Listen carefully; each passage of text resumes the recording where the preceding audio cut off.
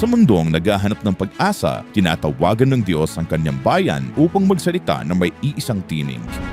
Ang One Voice 27 ay isang pandaigdigang inisyatibo ng Seventh-day Adventist Church na nananawagan sa bawat kaanib, bawat pamilya, bawat lokal na iglesia at bawat ministeryo upang itaas si Jesus. Simple lamang ang mensahe, all things new, hope starts here.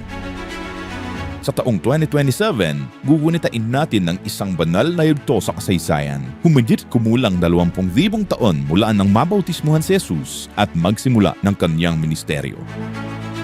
Ngunit ang One Voice 27 ay hindi lamang para sa mga pastor, hindi lamang para sa mga mangangaral, hindi lamang para sa mga media ministry. Ito ay misyon para sa lahat. May bahagi ang bawat kaanib na iglesia. Ang iyong cellphone ay maaaring maging isang pulpito. Ang iyong tahanan ay maaaring maging isang sentro ng pag-aaral ng Biblia. At iyong patotoo ay maaaring maging unang hakbang ng isang tao pabalik sa Diyos. Ang iyong paanyaya ay maaaring magbago ng isang buhay.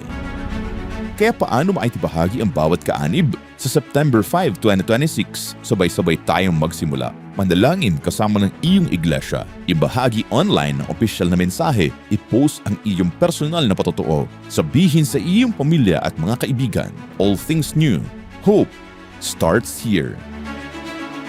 Ngunit bago tayo magsalita sa mundo, kailangan muna nating lumakad kasama si Jesus. Basahin ang mga aklat ng Ebanghelyo, maglaan ng panahon sa panalangin. Pag-aralan ang buhay ni Kristo, hilingin sa Diyos na baguhin ang iyong puso. Sapagkat ang pinakamakapangyarihang patotoo ay isang buhay na binago ni Kristo. Gumawa ng listahan ng mga taong ipapanalangin. Isang kapamilya, isang kapitbahay, isang kaklase, isang katrabaho, isang dating kaanib ng iglesia, isang kaibigang nangangailangan ng pag-asa. Simulan sa panalangin, pagkatapos ay bumuo ng tunay na pagkakaibigan. Nagsisimula ang misyon kung saan ka naroon ngayon. Magbahagi ng isang talata mula sa Biblia, mag-share ng isang programa ng Hope Channel, mag-imbita ng isang tao sa pagsamba tuwing Sabbath, mag-alok ng panalangin sa isang kaibigan, magsimula ng small group sa iyong tahanan. Gamitin ng iyong social media upang ilapit ang mga tao kay Jesus. Huwag hintayin ng isang malaking programa, magsimula muna sa isang kaluluwa. Habang papalapit ang pandaigdigang pagdiriwang, magkaisa tayo sa panalangin.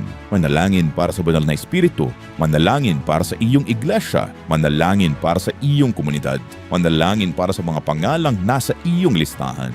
Ang bawat dakilang pagkilos ng Diyos ay nagsisimula sa panalangin.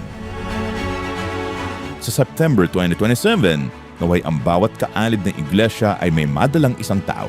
Dalhin sila sa pagsamba, dalhin sila sa pag-aaral ng Biblia, dalhin sila sa mga evangelistic meeting, dalhin sila sa mga small group, dalhin sila kay Jesus.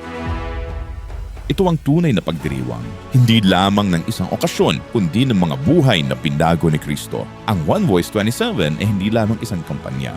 Ito ay isang panawagan. Panawagan sa pagkakaisa, panawagan sa panalangin, panawagan sa pagpapatotoo, panawagan na ipakilala si Jesus sa sanlibutan. At mahalaga ang iyong bahagi. Kaya ngayon, sabihin mo, oo Panginoon, gamitin mo ang aking tinig, gamitin mo ang aking tahanan, gamitin mo ang aking cellphone, gamitin mo ang aking kwento, gamitin mo ang aking iglesia. Sapagkat kay Jesucristo, ang mga wasak ay maaaring mabuong uli, ang mga napapagod ay muling makakatagpo ng pag-asa, ang mga naligaw ay maaaring makauwi, at lahat ng bagay ay maaaring gawing bago. One Voice 27, all things new, hope starts here.